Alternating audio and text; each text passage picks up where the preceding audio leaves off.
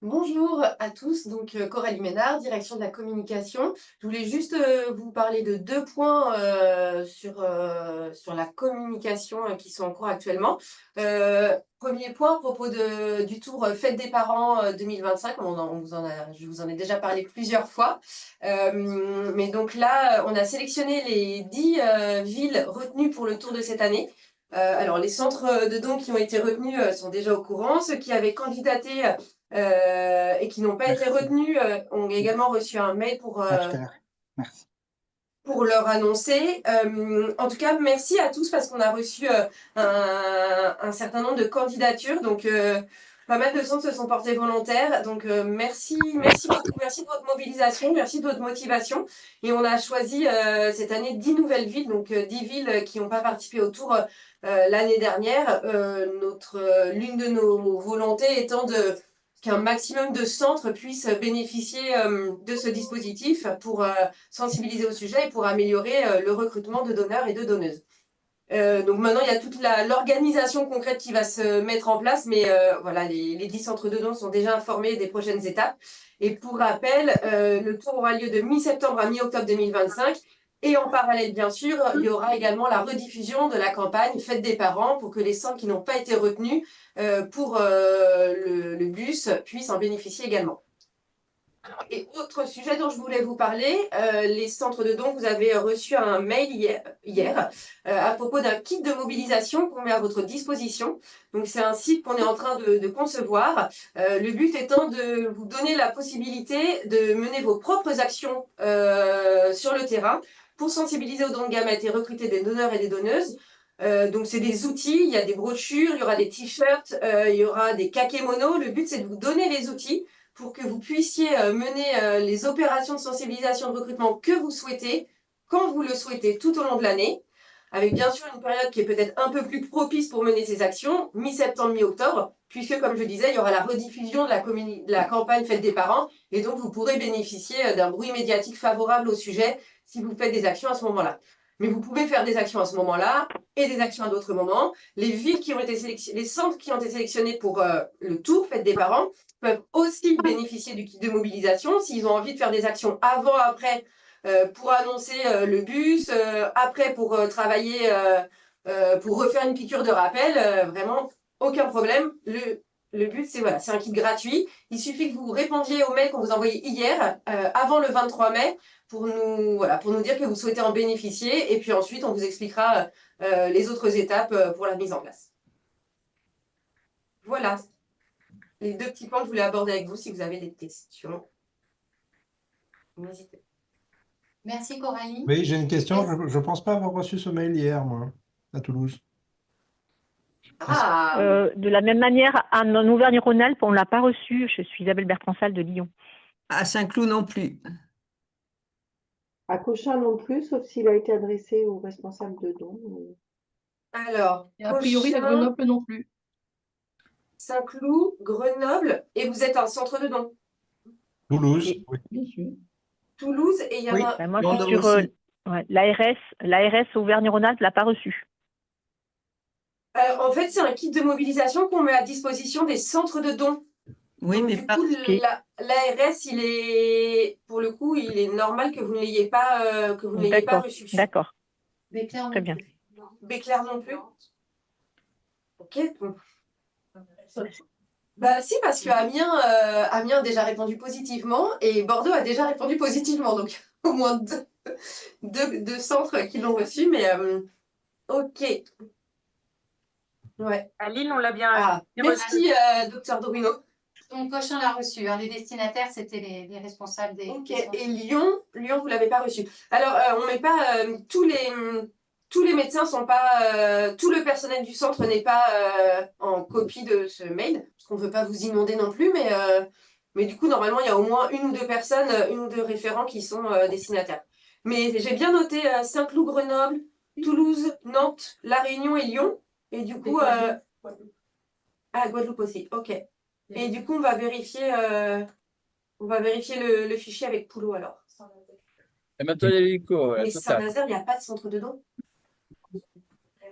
En fait, c'est uniquement Ouais. les centres de dons. Ah, d'accord. Parce qu'avant, on recevait la communication aussi alors qu'on n'était pas centre de don. Donc c'est pour ça que je m'inquiétais. À Lyon, Alors, normalement, vous devez recevoir. Alors, le kit de mobilisation, il est uniquement à destination des centres de dons pour qu'ils aillent sur le terrain recruter des donneurs et des donneuses. oui. En revanche, non, non, je vous en prie. En revanche, vous devriez quand même recevoir des mails où je vous explique ce qui va se passer. Quand la tournée se lance ou quand la campagne a été rediffusée au premier trimestre. Et ça, vous l'avez pas reçu non plus. Non, ça ne me dit rien. Ah, alors, il y a quand même un. Il y a C'est quand ma même collègue un petit couac ici. ou c'est ma collègue coordinatrice qui l'a reçu. Mais moi, le responsable, le personne responsable, je ne l'ai pas eu. Entendu. Ben, merci beaucoup. Je suis désolée de ces oublis et de ces couacs. Du coup, ça va nous. Je vais revérifier les fichiers à qui sont adressés les différentes communications et je vais régler tout ça.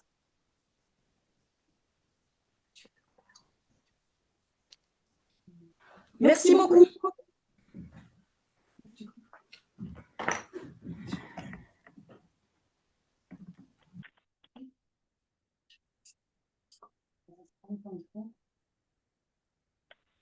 Alors, juste.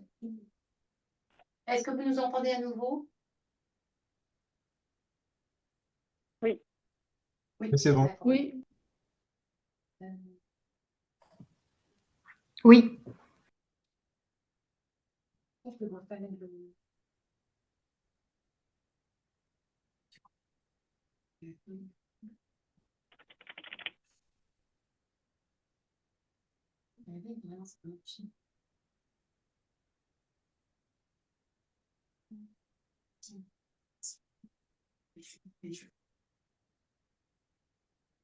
Je voudrais la présentation de.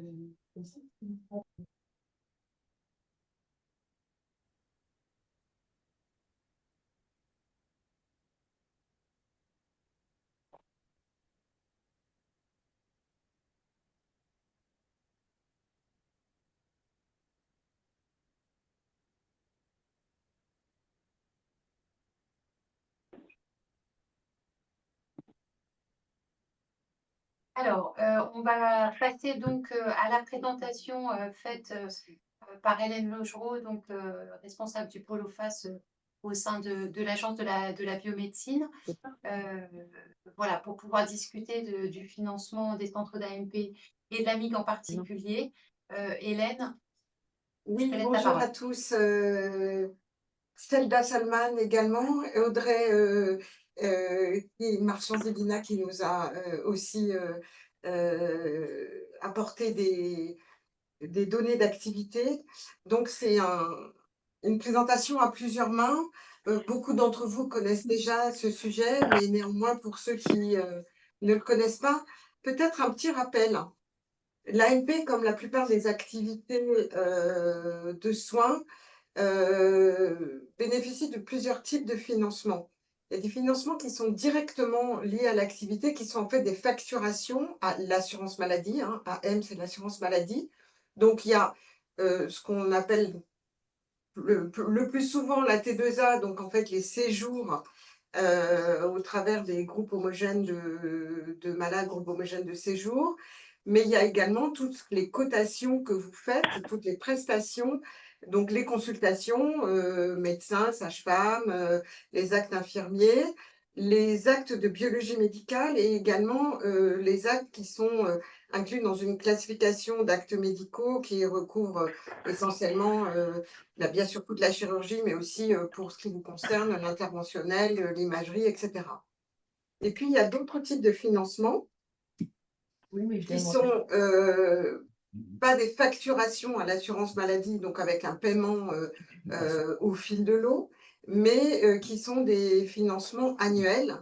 Et pour ce qui nous concerne, donc une MIG, mission d'intérêt général et aide à la contractualisation, qui s'intitule Surcoût clinique et biologique de l'assistance médicale à la procréation, du don d'ovocytes de spermatozoïdes, de l'accueil d'embryons et de la préservation de fertilité. Il y a par ailleurs d'autres types de financements pour les CHU, notamment missions d'enseignement, de recherche, de référence et d'innovation. La petite croix avec, vous voyez écrit en tout petit coefficient géographique, c'est qu'il y a des coefficients selon les régions qui majorent les tarifs publiés. Donc ces régions, c'est l'Île-de-France, La Réunion, les DOM en général et la Corse. Une MIG, c'est fait pour financer des activités qui ne sont pas décrites par une nomenclature, des activités qui ne sont pas cotées. Et donc l'objectif, c'est de compenser, pas à l'euro, mais d'atténuer en quelque sorte les charges et les dépenses des activités de soins pour ces activités non décrites dans une nomenclature. Donc par exemple, en ALP, la gestion des dossiers, la coordination de la prise en charge interprofessionnelle, ce sont des activités souvent faites par les assistants médico-administratifs, les relances téléphoniques aux patients, les réunions pluridisciplinaires, les réponses aux appels des patients, la traçabilité, la vérification du nombre d'enfants issus de dons, etc., etc. Le financement par cette mission d'intérêt général est lié à l'activité que vous déclarez, les professionnels, au travers d'une enquête MIG qui est envoyée par l'Agence de biomédecine tous les ans. C'est un rapport qui est réglementaire. Je pense que si vous pouvez couper vos micros, ça sera mieux pour tout le monde. Ouais, notamment Alexandre, monsieur ou madame Chevalier. Enfin voilà, on entend beaucoup de bruit, désolé. Donc, cette activité que vous déclarez au travers de cette enquête MIG, elle nous sert à construire des indicateurs qui vont être valorisés. On va vous expliquer ça. Et j'insiste pour dire que ce sont des recettes strictement hospitalières, hein. Les dotations ARS ne peuvent parvenir qu'à des établissements de santé, contrairement aux actes qui sont facturés, qui peuvent être facturés en ville par des cabinets de ville. Là, ces MIG ne peuvent pas parvenir à des cabinets de ville ni à des laboratoires privés isolés. Donc, les laboratoires, on va le voir un peu plus tard, peuvent percevoir suite à des conventions qu'ils peuvent avoir avec les établissements de santé. Cette MIG, elle a été créée en... Alors, elle n'a pas été créée, elle a commencé à être modélisée en 2013. Elle existait déjà, mais c'était sous la forme de retraitement comptable et pas sous la forme d'un lien avec l'activité. On a commencé par les activités de dons avec le ministère de la Santé. En 2014, on a ajouté l'ensemble des activités. Donc, ce qu'on appelle surcoût de l'ALP, je vais y revenir, c'est retenez que ce sont les tentatives en général et les ponctions. RIVIR, ça veut dire risque viral. PF, c'est la préservation de fertilité. Au fil des années, on a apporté des améliorations et ce qu'il convient peut-être de regarder plus en détail, c'est ce qui est survenu au moment de la publication de la loi, la révision de la loi de bioéthique en 2021. Il y a eu, pour les centres directement impactés par les nouvelles patientèles, des HAC, des aides à la contractualisation, ce sont des financements exceptionnels, je ne veux pas m'étendre dessus. On a commencé par le don de spermatozoïdes, puis dès 2022, on a rénové tous les compartiments. On en a créé un pour la nouvelle activité d'autoconservation. En 2022, ce qui était important, c'est qu'on est passé en N-1. Qu'est-ce que ça veut dire, ce jargon? Ça veut dire qu'en 2025, on va financer les centres d'AMP sur la base de l'activité 2024, alors qu'avant, ça aurait été sur la base de l'activité 2023. Voilà, et donc nous sommes en 2024. Alors, comment ça se passe? Vous envoyez vos données à l'agence de biomédecine. Nous les contrôlons, nous évaluons leur cohérence et nous calculons donc à l'aide des indicateurs la dotation MIG globale et pour chaque établissement. Pardon. Nous envoyons nos fichiers au ministère de la Santé qui lui, par ailleurs, produit la réglementation budgétaire, fixe les tarifs, etc., avec son bras armé qui est son agence technique pour de l'information sur l'hospitalisation. Pour ce qui concerne la MIG, hein, je parle. Le ministère publie les arrêtés et publie 3 circulaires budgétaires en général, par an, quelquefois 4, qu'elle adresse au DG des ARS pour déléguer un certain nombre de crédits, dont les MIG. Lorsque ces crédits parviennent aux établissements, vous savez que tous les établissements de santé ont une autonomie de gestion et donc flèchent les recettes diverses, dont ces MIG, aux activités impliquées. Les établissements passent également des conventions, ont des contrats, et en particulier pour ce qui concerne l'AMP, sur les centres privés, mais pas seulement, quelquefois aussi certains centres d'AMP publics, l'activité biologique est exercée au sein d'un laboratoire non hospitalier. Et donc, il y a donc des conventions qui gèrent la répartition de ces crédits MIG entre la partie clinique et la partie biologique. Très concrètement, nous sommes le 29 avril, vous avez reçu le 15 avril le questionnaire MIG demandant votre activité 2024. Nous attendons vos questionnaires pour le 15 mai. Alors en pratique, il y a toujours des retardataires, des questions, etc. On sait qu'on va commencer à contrôler vos données au mois de mai. Et à partir du 15-30 juin, nous effectuerons le calcul donc des dotations MIG. Nous les validons en interne et puis nous les adresserons au ministère de la Santé le 15 juillet de manière à ce que la circulaire budgétaire, la deuxième, puisse être publiée et que les crédits soient délégués par cette circulaire aux établissements, enfin aux ARS qui vont ensuite déléguer aux établissements.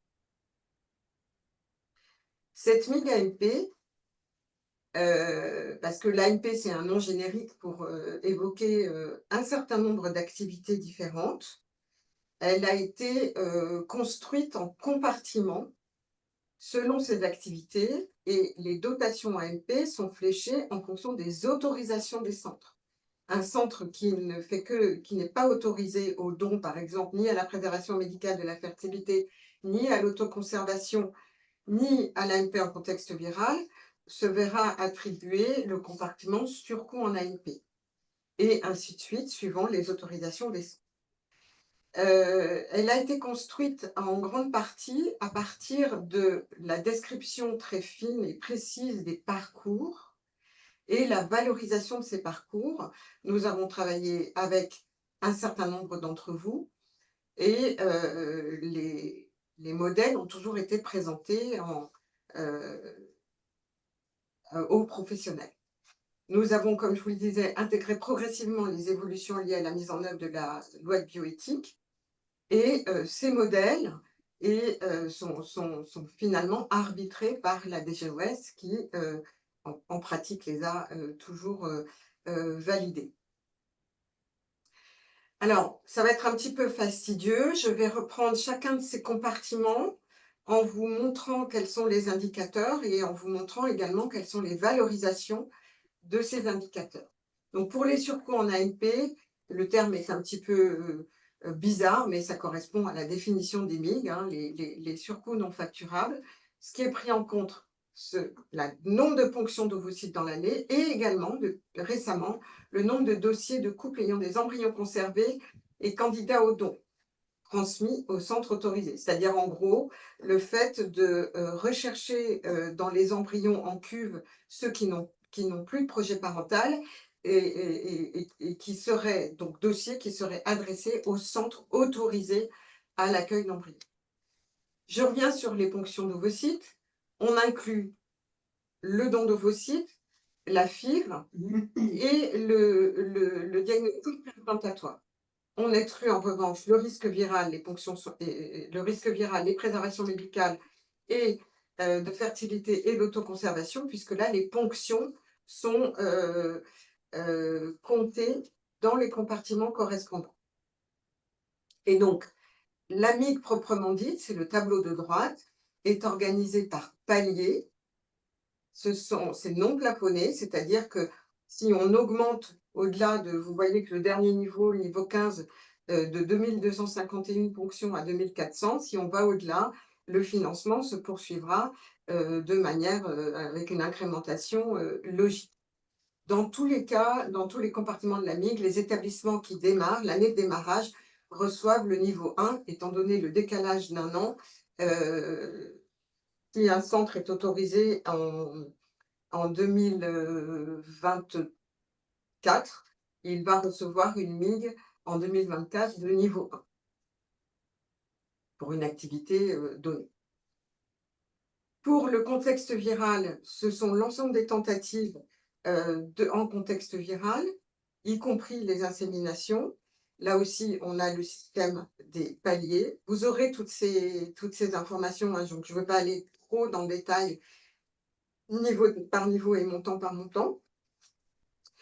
Pour le don d'ovocytes, là, le compartiment don d'ovocytes, il consiste à financer la prise en charge de la donneuse. Donc, là, on parle des ponctions d'ovocytes en vue de don et non pas des prises en charge des tentatives qu'on a vues précédemment, des tentatives où il y aurait un don d'ovocytes. Donc, le nombre de ponctions en vue de don, et puis en vert, tous les items qui correspondent à la nouvelle loi, c'est-à-dire le recueil des consentements, l'inscription sur le registre des donneuses, les demandes de la commission d'accès aux origines, et donc maintenant,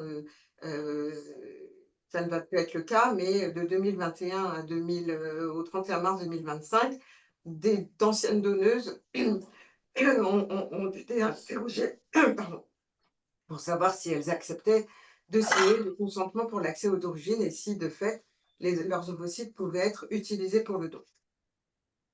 Donc ici, on a un modèle mixte, stricto sensu, puisqu'il y a des paliers d'activité en fonction du nombre de ponctions pour don.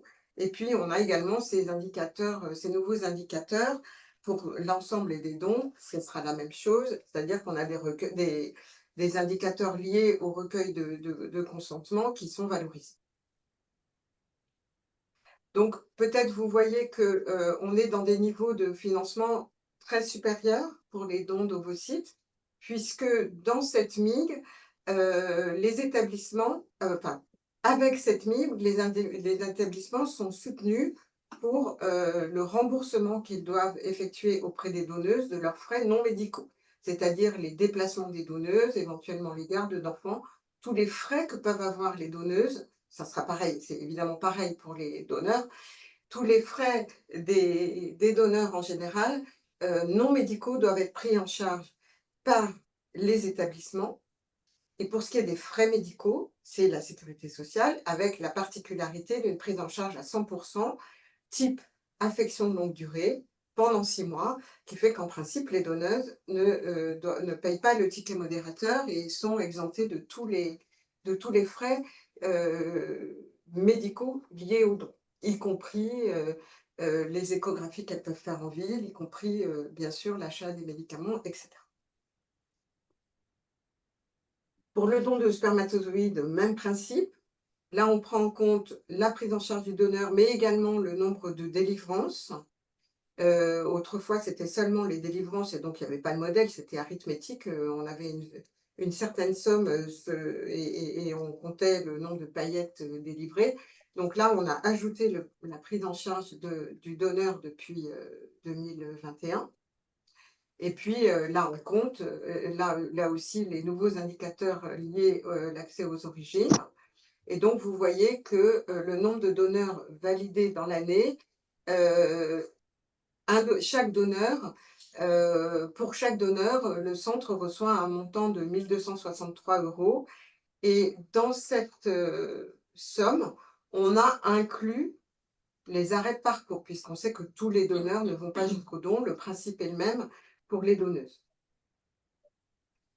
Pour l'accueil d'embryons, on se place du côté des couples receveurs.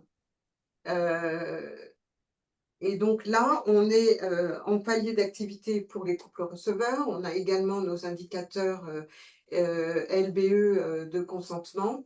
Et puis, je l'ai mis en grisé, mais on tient compte également des dossiers, même s'ils sont saisis par tous les centres dans l'enquête, c'est avec le nombre de ponctions, tous les dossiers qui vont être transmis aux centres autorisés au don.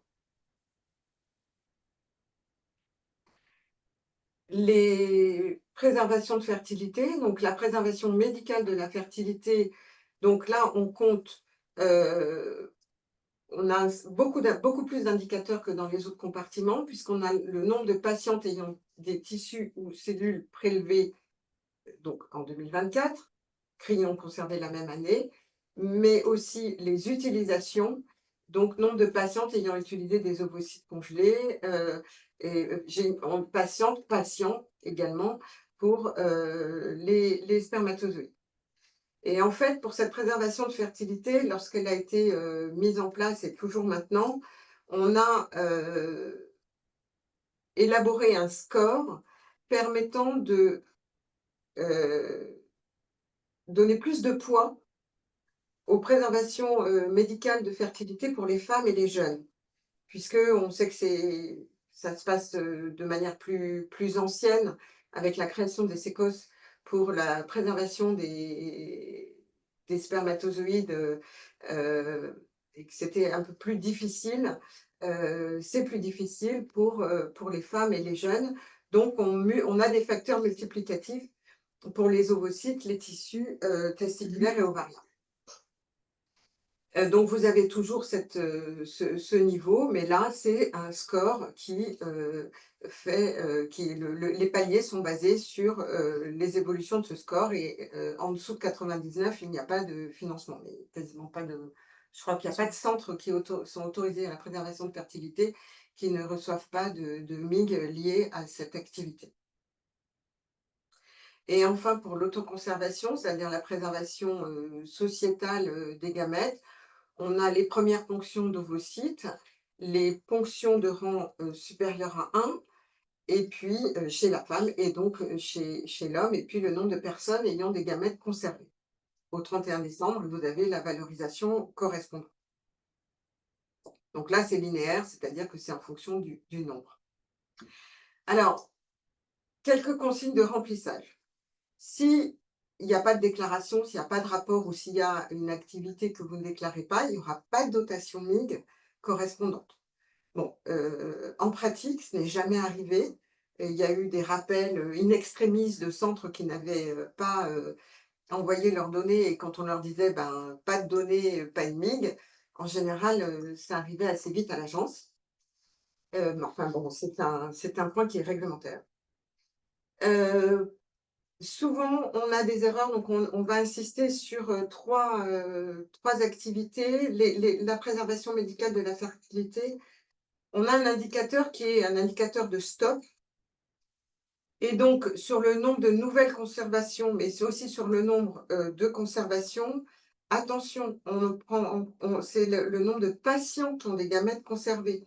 Donc, quelquefois, quand on voit des chiffres astronomiques, on comprend aisément que ce sont les paillettes de spermatozoïdes qui sont comptées et non pas les messieurs qui ont des paillettes conservées. Pareil, évidemment, pour les ovocytes. Donc, c'est bien des patients qui ont des gamètes conservées. Et il ne faut pas comptabiliser les ponctions pour préservation de fertilité dans le compartiment surcoût, c'est-à-dire parmi les tentatives. Et inversement, il ne faut pas comptabiliser en préservation de fertilité les gamètes conservées pour FIV, puisque vous pouvez avoir des gamètes conservées pour des tentatives, pour des préservations médicales et pour des préservations non médicales. Dans l'autoconservation, ce qu'on voit beaucoup depuis 3 ans, c'est des centres qui ne sont pas autorisés et qui déclarent quand même des gamètes conservées. Donc, est-ce que ce ne sont pas des gamètes justement liées à des tentatives ou à l'APF médicale? Et là aussi, il ne faut pas comptabiliser les ponctions pour autoconservation dans le compartiment surcoût en AMP. Et puis, en contexte viral, on a observé des surdéclarations également, ou des surdéclarations ou des déclarations de centres qui n'étaient pas autorisés. Pour l'instant, ça c'est donc en train de se terminer, puisqu'il n'y a plus d'autorisation à proprement parler. Anne-Claire, si tu veux ajouter une précision. Et tous les centres d'AMP sont censés pouvoir effectuer de l'AMP en contexte viral. On a néanmoins gardé pour l'instant ce compartiment puisque cette montée en charge sur tous les centres, on sait qu'elle va être très progressive et qu'en pratique, il y a encore des couples, la plupart des couples en contexte viral sont adressés à des établissements jusqu'ici, à des centres jusqu'ici autorisés. Je vais laisser Zelda vous présenter l'analyse que l'on peut faire de ces données mises. Alors, merci beaucoup Hélène. Merci beaucoup Hélène. On va peut-être prendre les questions qui sont dans le chat, voir si à l'oral, vous avez d'autres questions. Alors, une remarque pour commencer sur les frais médicaux avec le reste à charge malgré le 100% en don d'ovocytes. Est-ce que ça, Hélène, je te montre, pardon. Il y a de plus en plus de reste à charge pour les frais médicaux malgré le 100%. Alors là, je pense que vraiment, il faut nous avertir. Il faut éventuellement prendre contact avec la CPAM de la patiente parce que c'est pas normal. Et nous, on fait remonter à l'assurance maladie et en général, ça se règle très vite entre l'assurance maladie et les CPAM. Alors, le deuxième point, c'est, je pense, sur l'accueil d'embryons, ce que vous entendez par dossier couple donneur retenu, donc c'est donneur de... Je pense que c'est sur l'accueil d'embryons. Est-ce que c'est des couples qui ont été vus en consultation? Est-ce que c'est ceux qui ont été convoqués en consultation? Ou est-ce que c'est encore différemment qu'on pourrait... Alors, est-ce que vous voulez parler du fait que vous allez transmettre à un centre autorisé au don des dossiers d'embryons pour don, ou est-ce que c'est au sein des centres autorisés? Excusez-moi, c'est moi qui ai posé la question. Donc, dans le questionnaire, c'est noté tel quel. Le nombre de couples intracentres retenus. Donc, si c'est intracentre, c'est forcément le centre autorisé pour l'accueil. Donc, qu'est-ce que ça veut dire retenu pour vous? Je suis étonnée que ce soit écrit comme ça. Si, c'est dans le questionnaire que vous venez d'envoyer et ça figure même sur votre diapo, si je ne me trompe pas. C'est la remarque numéro 2, dossier embryon candidat. Revenez sur le truc vert. Non, ce n'est pas celui-là. C'est l'accueil, la diapo suivante. Voilà. Remarque numéro 2, dossier embryon candidat au don retenu en interne au centre autorisé. Qu'est-ce que ça veut dire? C'est lequel? Je ne vois pas très bien. Le deuxième point vert. Comment?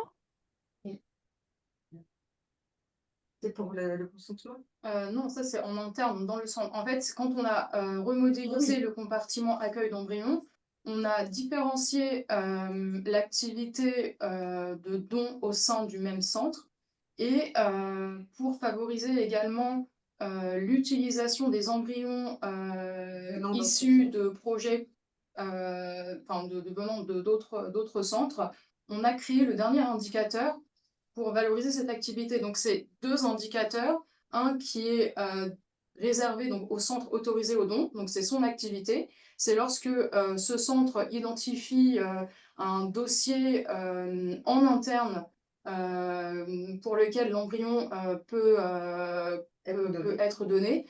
Et le dernier indicateur, c'est lorsqu'un centre qui n'est pas autorisé au don identifie des dossiers qui peuvent devenir des dons et qui les transmettent ensuite au centre autorisé.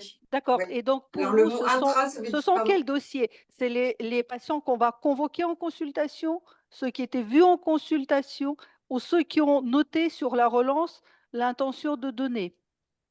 Alors, il y a, en fait, intra, ça veut dire que c'est vos dossiers Oui, oui, dans nos pour lesquels dossiers, il vous y a avez 3 repéré. possibilités. Oui, mais c'est ceux, en fait, c'est parmi ceux qui ont signé le consentement pour l'accueil d'embryons. Donc, le premier temps, c'est la signature du consentement. Et après, La relance? voilà, dans le contexte de la relance, là, ils ont dit on est d'accord pour donner. Et D'accord. après, finalement, c'est les dossiers que vous étudiez parce que les conditions d'âge permettent que le don soit envisageable. Donc, D'accord, c'est donc ces c'est tout. dossiers-là qui vont être étudiés pour la MIG. Que les gens ensuite continuent le processus ou pas. Mais D'accord. l'identification, voilà, c'est Donc c'est tous les dossiers qui ont répondu don pour accueil possible sur la première relance. exactement. D'accord, merci beaucoup. Alors, attendez, Bérangère, Excusez-moi, oui. on avait participé à ce groupe de travail et en fait, je me souviens bien qu'on avait dit que c'était pas juste le fait d'avoir signé comme quoi on voulait donner ces embryons. Il y avait un travail de présélection à réaliser. Il y avait effectivement les conditions d'âge, mais aussi les éléments connus du dossier. Et ça voulait dire que, alors que ce soit en intracentre ou du centre qui n'est pas autorisé pour l'activité de don d'embryon, qu'il y ait un travail quand même qui soit réalisé pour soumettre ce dossier après, alors soit à un mini-staff avec le centre autorisé, soit si c'est en interne, à aller proposer ensuite ce rendez-vous de consultation. Ce n'était pas juste, les gens, ça serait un peu trop simple, les gens ont juste signé qu'ils voulaient donner et hop, non, c'était pour Oui, mais encourager. Oui, c'est ça. justement, dans ce cas-là, il y aura tout le travail derrière qui va nous prendre beaucoup de temps et qui, du coup, ne sera pas valorisé. Et En fait, si, je si, suis d'accord avec ce qui vient d'être dit, puisque j'ai participé à cette proposition justement de valoriser euh, et dans le centre autorisé pour le don et aussi les autres centres. Il s'agit bien de ne pas simplement comptabiliser les réponses aux relances dons pour l'accueil, mais derrière de checker les dossiers avec certainement les critères qui ont été transmis du centre autorisé avec lequel le centre conservant les embryons a une convention dans laquelle est précisé les critères principaux euh, d'exclusion et ensuite de transmettre, de mettre en place une procédure pour que euh, le centre de don puisse contacter ses candidats potentiels au don des embryons pour l'accueil. Ce n'est pas simplement la partie incrémentation de la réponse à une relance. Non, le mode d'entrée, c'est la relance. Après, effectivement, il y a les critères des conditions d'âge. Et après, quoi qu'il advienne, que ce soit en interne ou quand une transmission doit se faire depuis un autre centre, les critères doivent être les mêmes. Peut-être qu'il conviendrait qu'ils soient reprécisés pour que ce soit bien clair pour tout le monde sur le niveau d'exigence pour que la MIG puisse être déclenchée. On peut peut-être repréciser ce point dans les suites du webinaire. Quoi qu'il advienne, que ce soit pour l'adressage ou pour l'identification en interne, les critères seront évidemment à harmoniser entre les deux situations. Alors, il y a beaucoup de questions. Donc, sur le contexte viral, il n'y a plus d'autorisation. Oui, Joël, il n'y a plus d'autorisation. Ça a été, voilà, c'est Mais qu'est-ce qu'on déclare alors quand on prend en charge des patients hépatite B ou C positifs? On doit les déclarer? Non, c'est deux choses différentes en fait, hein. Là, on est sur le financement. Donc, le financement spécifique, il a été dans le cadre de la MIG. En revanche, ce que redisait Hélène, c'est que pour prendre en charge des patients avec une infection virale, il n'est plus nécessaire d'avoir une autorisation spécifique pour cette Ça, on est d'accord, activité. mais ce que je Donc, n'ai pas c'est deux compris. choses différentes. Il y a la question des autorisations et il y a la question du financement. Donc, vous comptabilisez de la même façon le nombre de couples ou de personnes que vous auriez prises en charge. Et donc là, vous comptabilisez ça. Voilà, ce que rappelait juste Hélène, c'est que par ailleurs, il n'est plus nécessaire d'avoir une autorisation spécifique. Non, non, ça on le sait, mais ça veut dire que jusqu'ici, on n'avait pas compris que on n'avait pas l'autorisation dans le passé, on en prend quelques-uns, on peut les déclarer dans ce compartiment. Moi, je ne l'avais pas Oui, compris oui. personnellement. D'accord, ben, merci beaucoup. Oui, c'était un peu l'objectif de ce webinaire, c'était de remettre un petit peu à plat peut-être Un certain nombre de questions. Il y en a pas mal. Alors, si je prends la suite, nos directions affirment que les MIG financent les postes de praticiens déjà existants avant 2013, par conséquent, la MIG est déficitaire. J'avoue que je ne comprends pas très bien le point de vue de cette direction, je ne sais pas laquelle. La MIG existait déjà, en effet. Par conséquent, elle est déficitaire, je ne comprends pas très bien. La MIG, elle est annuelle. Donc, il y a une dotation qui est versée chaque année. Et on n'est pas dans un remboursement à l'euro des charges, comme je vous le disais. On est dans une prise en compte d'un certain nombre de charges et de dépenses, et donc dans une atténuation a posteriori, puisque on relève une activité de l'année antérieure. Donc en 2025, vous allez être financé sur la base d'une vous êtes financé, la MIG va atténuer les charges non facturables de l'année 2024. Je ne sais pas si je peux me faire bien comprendre. Par ailleurs, on va le voir après, hein, je vous le dis déjà tout de suite, pas de suspense, la MIG, c'est 10% des recettes d'un centre d'AMP. Tout le reste, c'est les facturations d'actes de consultation externe et GHS et forfait sécurité environnement pour les transferts. Bon, je ne comprends pas très bien cette question. Il n'y Je a pas vais de réponse expliquer. réglementaire, c'est de dire que la MIG, elle est versée chaque année et qu'elle vient en Non, atténuation des charges la non question, c'est facturables. pas ça. La question, c'est pas ça. C'est la direction de CHU de Besançon qui nous a comptabilisé tous les praticiens. Donc, les postes de praticiens, selon eux, sont financés par la MIG. Voilà, ce n'est pas les surcoûts d'AMP, ce n'est pas le don de vos sites. Et donc, par conséquent, s'ils mettent les salaires de tous les praticiens de centre d'AMP, vous êtes déficitaire. Dans le contrôle de gestion et dans les bilans financiers des pôles que vous avez, les directions mettent effectivement aussi les charges salariales. Néanmoins, il ne faut pas considérer que le financement de l'AMP, il est lié seulement à la MIG, hein. Encore une fois, c'est 10%. Donc, D'accord. ce que vous pouvez répondre à votre direction, c'est que c'est l'ensemble des recettes du centre d'AMP qui doivent être prises en compte et pas seulement la MIG. Je pense qu'il y a tellement de questions qu'il faut qu'on avance.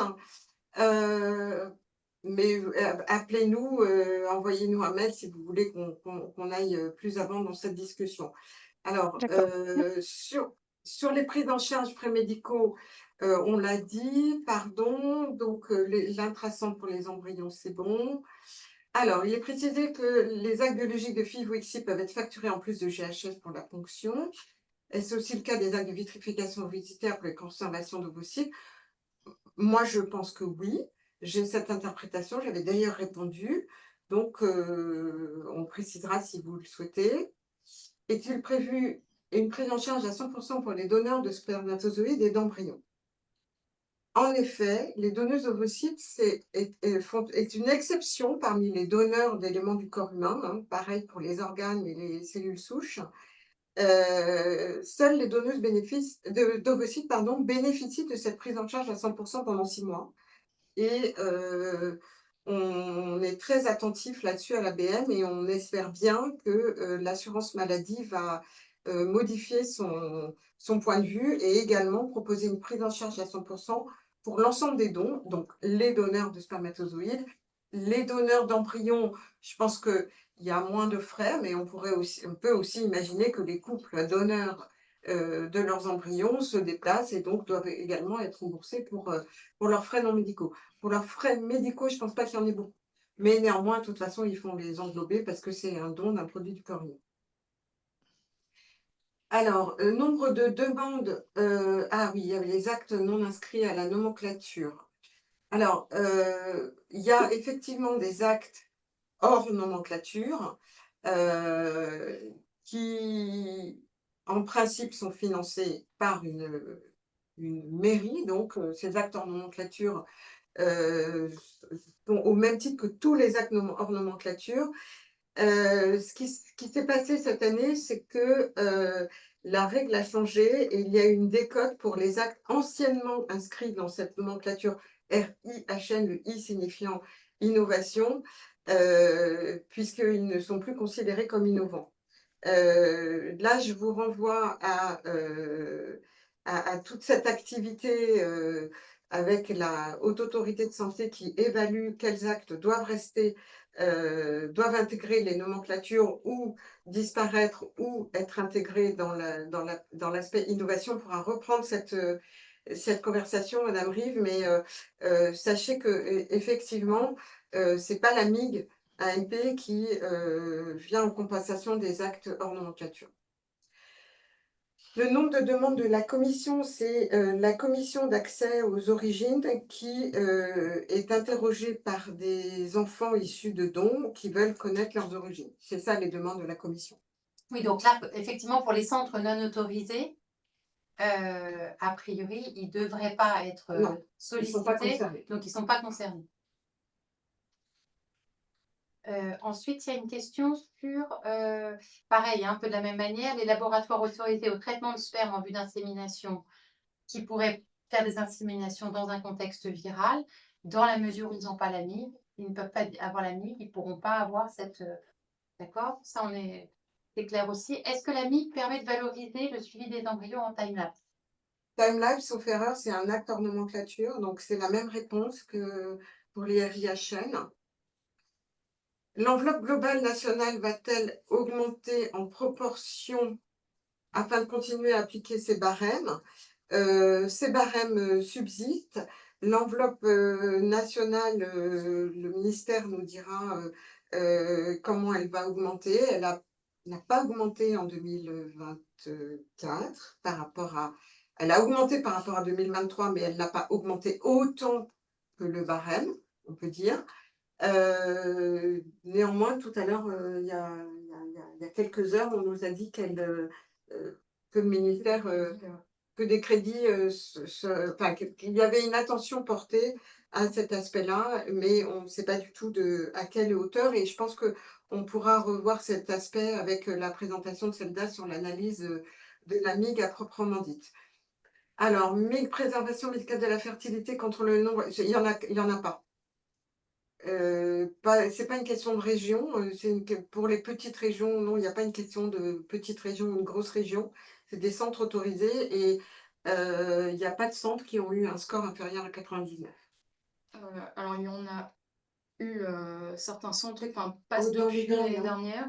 dernière, mais il y a Oui, il y a 3 ans, la- en effet, le score était inférieur à 99 et donc un ou deux centres n'ont pas reçu ce compartiment, mais il y a eu tout de même des exceptions pour certains centres qui étaient en dessous de ce chiffre.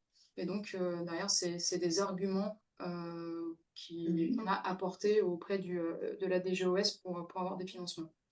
Donc, c'est Alors, rare. oui, vous aurez la présentation. Bravo à la CEPAM de l'Isère, on va la prendre en exemple. Merci beaucoup. X euros pour AMP, X euros pour préservation, ça n'a pas changé, donc on n'a pas fait de mise à jour de la plaquette d'information, puisque les barèmes sont les mêmes, pour reprendre le terme qui a été employé. Je vous propose peut-être pour traiter des questions des dernières questions, qu'on passe la parole à Zelda Salman pour qu'elle vous présente les résultats de l'enquête de l'année dernière. Et alors, il y avait deux mains levées, il y avait Bérangère et Monsieur Chamas. Bérangère, peut-être le temps qu'on fasse l'installation. Oui, merci.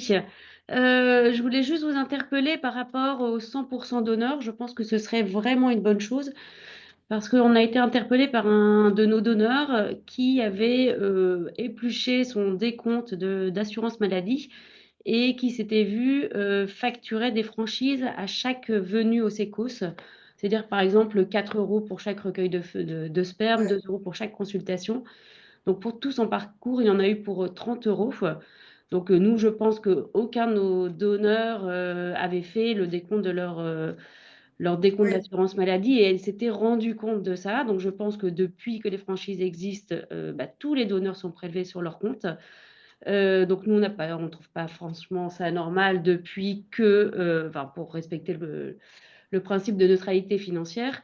Donc, on a interpellé notre direction financière qui, pour l'instant, n'est pas plutôt favorable à proposer une compensation du fait que ces franchises dépendent de la CPAM et non pas du CHU. Donc aujourd'hui, voilà, on est en stand-by. La seule proposition qu'on m'a faite, c'est de ne plus facturer les donneurs, sachant que pour chaque parcours de donneur, nous, on arrive à facturer, enfin, on arrive, c'est-à-dire qu'en fonction du parcours, il y a plus de 1 000 euros.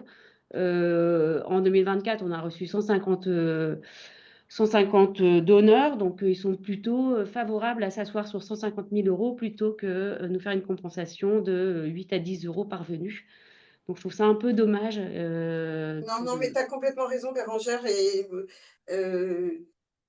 il y a eu d'autres remarques sur le fait que cette prise en charge à 100%, c'est pas nouveau. Je vois que Mais j'espère Nathalie qu'on va Rive, l'obtenir, hein. Pour le rein, dites-vous bien que pour le don de rein, c'est pareil, hein. ok, je vois que Nathalie Rive dit que le 100% d'honneur est effectué à Rouen depuis de nombreuses années. Non, non, non, nous réclamons ce Demandez. 100%. Ah non, d'accord, je suis allée trop Oui, loin. oui, non, non, non, non, on réclame ce C'est vrai que 100%. depuis. Ça fait des années qu'on le demande. Bah oui, oui, oui, je suis d'accord. Oui, oui, mais là, en plus, avec les histoires de franchise, et ils sont même, enfin, le service de facturation m'a dit, mais c'est que 8 euros par venu maximum. Mais oui, quand ils viennent 6 fois, enfin, je trouve que c'est pas normal qu'ils aient des frais.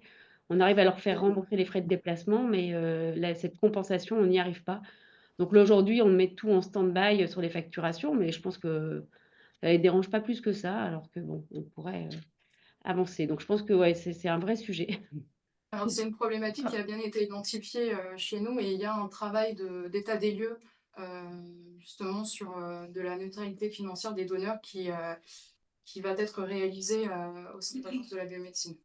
Ça, c'est- À Grenoble, on leur fait systématiquement un 100%, Ok, qu'ils envoient ou qu'ils n'envoient pas. ouais, Et pour ceux qui l'envoient, ben, des fois ça marche et des fois ça marche pas. ouais.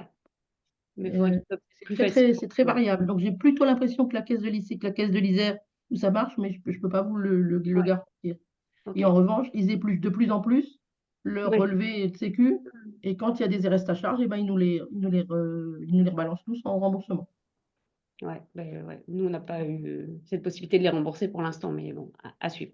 Et pour l'instant, Je l'établissement vous accepte aussi. propose qu'on passe à la suite de l'ordre du jour. Excusez-moi, comme on a pris du retard et que cette dame puisse nous présenter les données de l'analyse de la MIC de 2024. Alors, à partir du recueil des activités reçues avec le rapport anticipé MIG-AMP, dans un premier temps, ce qu'on peut voir, c'est que sur ces dernières années, l'activité a augmenté, mais la MIG a également augmenté. Donc, en comparaison à 2021, la MIG en 2024 augmente de 21,6%. Alors, cela est dû aux différentes rénovations des compartiments, à la création d'un nouveau compartiment pour l'autoconservation et aux intégrations successives des revalorisations Ségur. Cette augmentation de l'activité est beaucoup plus importante post-LBE. À titre de comparaison de la MIG avant LBE et après LBE, donc avant LBE, la MIG était aux alentours de 20 millions. Elle est aujourd'hui de 36 millions. Et on ne sait pas très bien de combien elle sera en 2025, probablement un peu plus que 36 millions. Plus que 36 millions, mais voilà, on ne pourra pas vous donner le chiffre exact avant l'automne 2025. Donc là, ce que je vous propose, c'est de regarder un peu la répartition des différents compartiments et l'évolution depuis 2022. Donc lorsqu'on regarde le camembert en bas à gauche, qui représente la répartition des compartiments au sein de la MIG AMP, on observe que la part importante de la MIG est principalement due au surcoût en AMP, donc à 25,6%, au compartiment don de spermatozoïdes à hauteur de 25% également, et à la préservation médicale de la fertilité qui augmente qui est de 22%. Il y a une forte augmentation de la part du compartiment don de spermatozoïdes qui est principalement liée à l'augmentation du nombre de délivrances. On le verra un peu plus loin dans la présentation, mais les délivrances augmentent entre 2023 et 2024 de 120%. Ensuite, pour l'activité et donc le financement pour le don d'ovocytes et l'accueil d'embryons, on est plutôt stable, donc c'est la même part sur les dernières années. Alors, le premier compartiment, le compartiment surcoût en AMP, qui inclut toutes les tentatives, tous les centres éligibles à la MIG. Lorsqu'on regarde cette activité donc en bleu, entre 2021, l'activité 2021 et 2022, l'activité diminue puis augmente. Donc, ce qu'on constate, c'est qu'en 2023, cette activité est inférieure à l'activité avant LBE. Donc, on a une diminution de l'activité de ponction dans le cadre de l'AMP intraconjugale. Comme je l'ai dit tout à l'heure, on a une augmentation des délivrances de 120%, mais on a également une augmentation des ponctions, parce qu'ici, pour rappel, l'indicateur qui est pris en compte, c'est le nombre de ponctions. On a également donc une augmentation des ponctions pour préservation médicale de la fertilité et pour autoconservation sociétale. Ce qu'on observe, nous, dans les chiffres recueillis à travers cette MIG, c'est pour les centres autorisés à l'autoconservation non médicale, les centres qui augmentent leur activité de ponction pour autoconservation. Pour 17 d'entre elles, il y a une baisse de cette activité de ponction en AMP intraconjugale. Alors, c'est des observations. La MIG, le compartiment de la MIG, donc surcoût en AMP, augmente également. En 2024, elle est de 9 187 000. Alors, on a une très forte augmentation en 2022, donc activité 2022, MIG 2023, qui est principalement due à la revalorisation de ce compartiment. Et également de la HAC. Alors, ici, vous avez affiché dans les encadrés rouge, fond jaune, le montant de la ponction correspondante chaque année.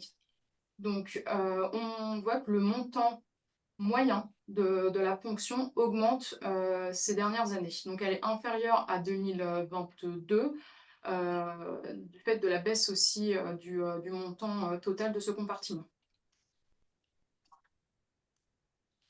Ensuite, si on passe au compartiment don d'ovocytes, on observe un pic d'activité en 2022, puis une diminution de cette activité. Donc, c'est une activité qui diminue de 8%, avec une MIG qui diminue de 11% pour sa partie prise en charge des donneuses, donc sans compter tous les nouveaux indicateurs liés à la LBE. Pourquoi 11% et pas 8% de diminution? Parce qu'on est dans un financement par palier d'activité. Au global, le compartiment MIG don d'ovocytes diminue de 9% par rapport à l'année précédente. Et par ailleurs, lorsqu'on regarde les montants par fonction pour don d'ovocytes, le montant moyen en 2024 est de 7 044 €. Donc les ponctions pour don d'ovocytes sont plutôt très bien financées. On a regardé le nombre de centres également autorisés en 2024 et 2023. Enfin, activité 2022 et 2023, le nombre de centres augmente avec une activité donc, qui baisse. Pour le compartiment don de spermatozoïdes, alors ici, vous avez deux graphiques. En haut, à droite, c'est l'activité et le montant du nombre de donneurs validés dans l'année. En dessous, c'est le graphique qui montre le nombre de délivrances. Donc le nombre de délivrances, les délivrances ont été comptabilisées à partir de l'activité 2021. Donc c'est pour ça qu'en 2019, on n'en a pas. Et pareil pour les donneurs validés, parce qu'auparavant, le modèle était différent. C'était un nombre de paillettes délivrées. Le nombre de donneurs validés augmente de 12% et le nombre de délivrances augmente de 120%, représentant presque 8 millions sur l'ensemble de la MIG. Donc la part des délivrances dans la MIG don de spermatozoïdes représente 88% du total. Concernant l'accueil, le compartiment accueil d'embryons, on a une augmentation de ce compartiment de plus 28%, avec notamment une augmentation de l'activité de prise en charge du couple receveur et de 38%, et une augmentation de la MIG pour cette partie, donc pour la partie prise en charge du couple de receveurs de 14%. Donc encore une fois, étant donné le modèle en palier, les augmentations ne sont pas parallèles. On augmente également une augmentation de la MIG dédiée à la prise en charge du couple donneur de 10%. Et comme discuté auparavant, ce compartiment intègre depuis 2 ans pour tous les centres les transferts de dossiers de centres non autorisés vers centres autorisés. Et en 2023, 20 centres non autorisés ont transféré des dossiers vers des centres autorisés. Ce chiffre est de 4 en 2022. Donc pour synthétiser un peu cette analyse MIG 2024, on a une augmentation de la MIG AMP 2024 de 4% par rapport à 2023, due aux intégrations des revalorisations Ségur à l'augmentation de l'activité. Elle est de 36 millions en 2024. Il y a une augmentation de l'activité de 6% par rapport à 2023, avec une augmentation importante de la part des délivrances de 120%, et une augmentation de l'activité de ponction pour autoconservation non médicale des gamètes de 86%.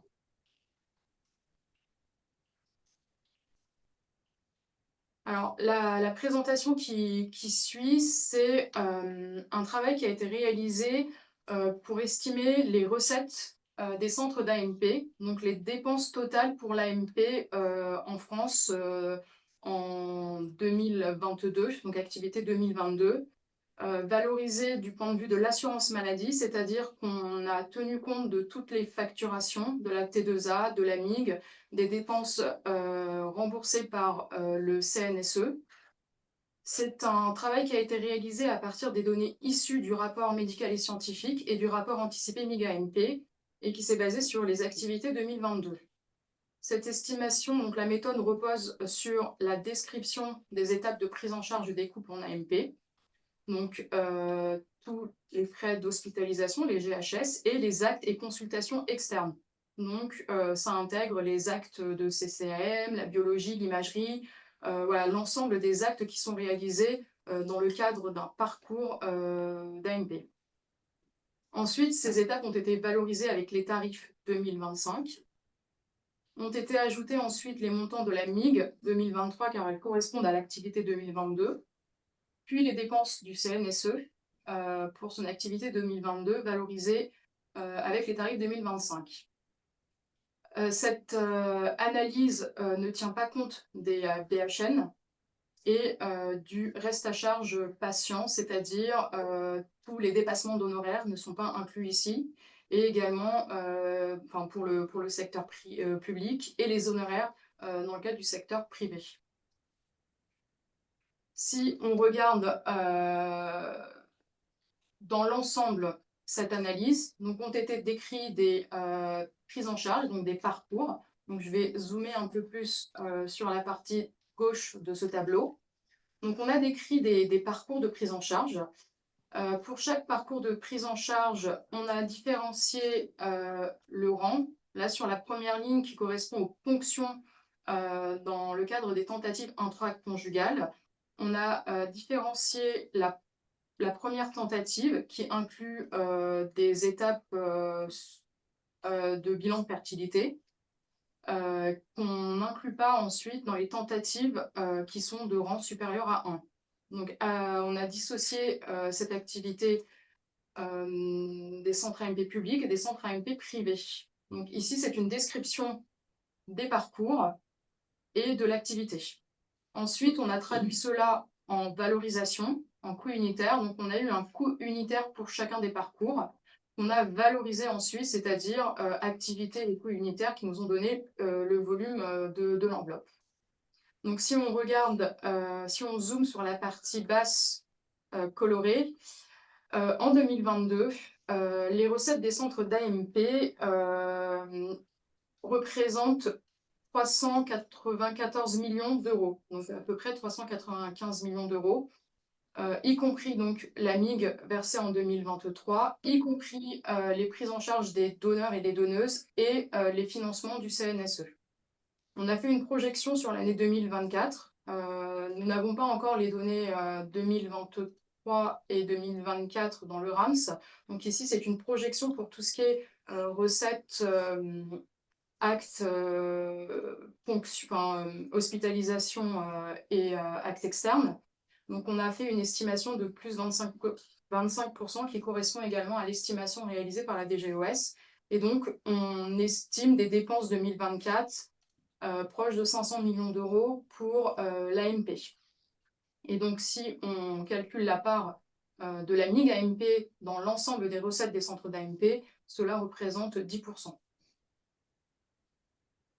Donc, pour finir, le modèle de la MIG AMP a augmenté depuis 2019 de plus 21,6%. Elle représente 10% des recettes des centres d'AMP. 90% représentés par les GHS et les actes externes. Le questionnaire MIG-AMP vous a été envoyé il y a une quinzaine de jours. Des réceptions des données de tous les centres, il y aura un contrôle de cohérence réalisé par l'agence et un calcul et un versement par les différentes ARS à l'automne 2025. Et pour finir, je rappelle l'importance de la remontée de vos données pour bénéficier de la MIG. Merci beaucoup, Selda. Je me permets de repréciser donc que la réponse pour l'enquête MIG est attendue avant le 15 mai, hein, qui était la date qu'Hélène vous a présentée au début de son intervention. Je vous propose il nous reste quelques minutes pour traiter des questions supplémentaires. Et par ailleurs, je n'ai jamais passé la parole, excusez-moi, à Monsieur Jérémy Chamas, autant que je me souvienne de son nom. Est-ce que vous souhaitez prendre la parole, monsieur? Oui, merci. Je voudrais juste revenir sur la deuxième diapo où vous expliquez les tâches qui sont censées financer la MIG, savoir gestion de dossier, coordination de la prise en charge, relance téléphonique, etc. Ces tâches, elles sont sous la responsabilité de qui?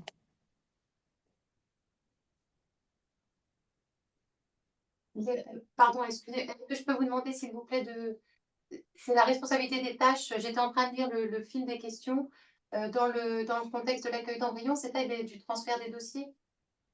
Non, non, pas du tout. Pardon, La, excusez-moi. la deuxième diapo, vous parlez de tous les exemples d'objectifs qui sont que la MIG doit financer.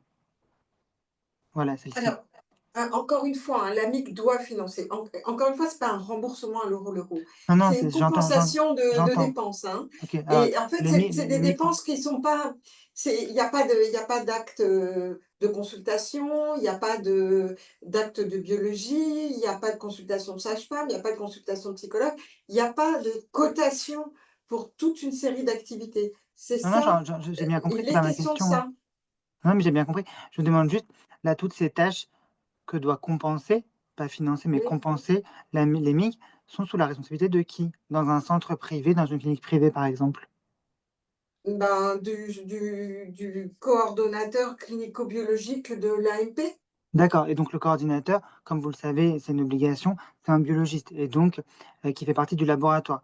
Et donc, du coup, ça dépend des organisations. Je pense que les non, centres peuvent être organisés d'une façon ou d'une autre. Ah non, pas du tout. Le dernier arrêté l'explique formellement, c'est une obligation, ça doit être un biologiste, Non, uniquement non. un biologiste. Non, non, le coordinateur est clinicien et la personne responsable est biologiste. Oui, vous avez dit quoi, pardon, avant? Vous avez dit? Non, c'est Vas-y, Claire. Oui, Jérémy, ce que je disais, c'est dans l'arrêté de 2023. Oui, oui. Il est précisé que c'est l'inverse. Le coordinateur est clinicien Ah oui, le et la coordinateur est personne clinicien. responsable est biologiste. Ok, on est d'accord. Mais du coup, si c'est sous la responsabilité d'une de ces personnes, de l'une ou l'autre, le quatrième point de cette diapo, ben, je ne la comprends pas. Parce qu'en fait, ça compense des surcoûts qui sont sous la responsabilité soit d'un biologiste, soit d'un gynécologue, et ces recettes sont versées au centre hospitalier. Oui, mais il y avait les gens. On est parti de là. On fait une liste d'exemples.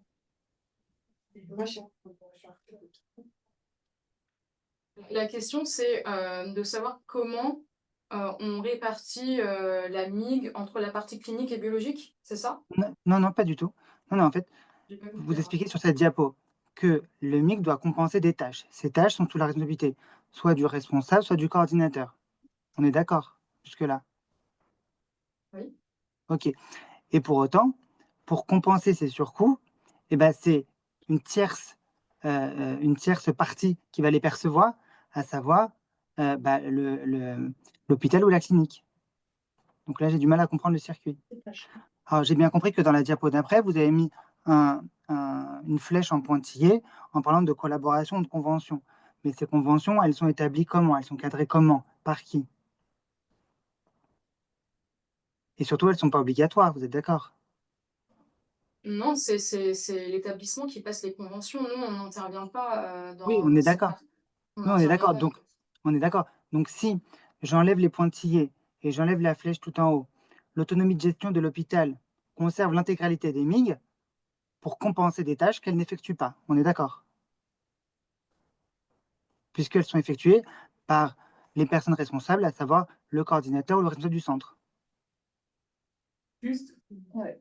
Je crois qu'on a un peu entendu. Ouais, je pense qu'en fait, il y a deux sujets là. Ce qui Ah, figure je sur pense qu'on a- la liste, c'est des exemples Ce sont des de exemples, missions hein. qui sont organisées. En fait, voilà, après, il y a un peu quand même une liberté d'organisation. Ah bah oui, euh, j'entends une liberté, mais du coup, libre à mais oui, l'hôpital de garder l'intégralité de la MIG. On est d'accord? Libre à lui. de garder. Ben, en tout cas, ça, après, c'est des questions qui sont régulièrement remontées par les équipes, de dire il y a une MIG qui est octroyée, nous, on a l'impression de ne pas l'avoir concrètement Ah dans non, c'est notre pas une CV. impression, hein. Excusez-moi, c'est pas une Non, mais, impression. non, mais je veux dire, enfin, si, c'est bien ça que, du coup, votre difficulté, si je comprends Ah, bien. mais moi, j'ai pas de difficulté, j'essaie juste de comprendre le schéma, j'essaie juste de le comprendre. Il y a une personne qui est responsable d'une tâche, de l'argent d'autre part qui doit compenser ces tâches, et cet argent-là, il n'est pas donné aux personnes responsables. J'ai du mal à comprendre, c'est tout. Mais excusez-moi, je peux me permettre d'intervenir. Moi, je travaille à l'hôpital public, mais il me semble que la problématique vient que, il faut qu'il y ait une convention établie entre l'hôpital, s'il s'agit d'un hôpital public ou une clinique privée, et le laboratoire privé qui collabore dans le cadre du centre d'AMP, pour que soit défini à l'avance, dans le cadre de l'activité d'AMP, comment sont gérées les recettes du MIC. Donc peut-être que tu peux réviser ta convention pour On est bien, qu'effectivement, on est bien d'accord, on est bien d'accord. Mais libre à la clinique de ne pas réviser cette convention ou de la réviser en gardant l'intégralité. En fait, rien ne les oblige, on est d'accord. on est C'est d'accord. libre. Vous avez dit, c'est une organisation qui est libre. Donc libre à eux de dire, on garde l'intégralité du MIG. Ça aussi, c'est possible dans cette convention, puisque c'est entre deux parties. Oui, oui, tout à fait. Ils ont pas d'obligation a priori, mais enfin, pour une bonne, Aucune obligation. pour une bonne entente, en principe, ils devraient être sensibles à tes arguments. Pour une bonne entente, mais quand on parle d'argent, la bonne entente ne fait pas trop. Alors, si on revient au sujet de financement, si je comprends bien, vous êtes dans un laboratoire privé non Ouais. hospitalier.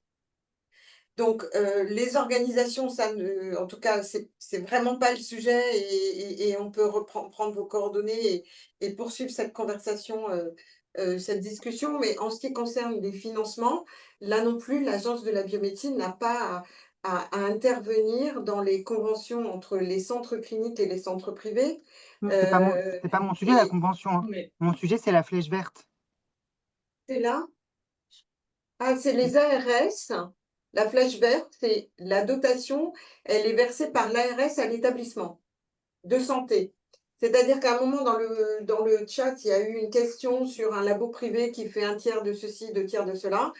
Seuls les établissements de santé peuvent recevoir des dotations T2A. D'accord? les laboratoires peuvent facturer des actes, mais ils ne peuvent pas recevoir de dotation T2A. Par dotation T2A, ça va être les forfaits urgences, les GHS, mais aussi les MIG. D'accord? En revanche, sur le reversement d'une partie de cette MIG qui est arrivée donc à l'établissement de santé, ça, c'est lié à vos conventions et contrats que vous avez avec le centre clinique. Et là, l'agence ne s'en mêle pas du tout. Oui, bien sûr. Je vous propose de clore les C'est plus questions sur facile. sur ce sujet et Bah oui, c'est plus de facile. reprendre la discussion de manière individuelle si vous le souhaitez, ce d'autant que Alors, c'est pas un sujet qui me concerne que moi, hein, pour, non, non, mais j'ai pas dit qu'il vous concernait que vous, mais de toute façon, on est arrivé à l'heure de fin de ce webinaire et certainement que beaucoup d'entre vous ont d'autres activités à venir. Alors, moi, j'ai répondu dans le chat à certaines questions. Peut-être que Eh ben, on va reprendre de toute façon la liste des questions qui aura été posée. On essaiera de voir de quelle manière on peut y répondre dans la mesure du possible, de manière un peu globale pour que la réponse bénéficie à tout le monde et voir peut-être les sujets sur lesquels des précisions restent nécessaires. Je vous donne rendez-vous pour le prochain webinaire qui aura lieu. Alors, je ne voudrais pas me tromper de date puisqu'il semble que je me sois trompée. Donc, le prochain webinaire, le 22 mai. La date d'attente de la MIG, de l'enquête en cours, c'est le 31 mai. Pardon, je me suis trompée tout à l'heure, je vous ai dit le 15 mai, donc c'est bien la date du 31 mai. Le 22 mai pour le prochain webinaire. Et dans l'intervalle, nos échanges ayant été enregistrés, ils seront disponibles sur le site de l'agence et et l'ensemble des éléments pourra être revisionné. Je vous remercie tous pour votre attention. Hélène, une oui, dernière. une toute petite une remarque indiquant que quand les centres autorisés au don de spermatozoïdes font des délivrances hors CHU versus celles qu'ils font pour leur patientèle, peut-être qu'effectivement on pourrait prendre ça en compte. On peut tout à fait en parler avec les personnes intéressées. Vous nous envoyez un mail et donc c'était une question de Madame Delépine. Voilà, l'objectif de ces webinaires, c'est de partager de l'information avec vous et aussi de recueillir les points sur lesquels des améliorations et des réflexions seraient possibles. Donc, à nouveau, je vous remercie pour votre participation. Enfin, on vous remercie collégialement pour votre participation. On espère que malgré les petits soucis techniques du début, ce webinaire vous aura été utile. Et donc, rendez-vous le 22 mai pour le prochain épisode qui sera sur les enquêtes de suivi de la LBE et leurs résultats, ainsi que l'enquête ABM Secos qui avait été faite au mois de janvier. Bon après-midi à tous et à très bientôt. Merci, au revoir. Merci, au revoir. Merci, au revoir.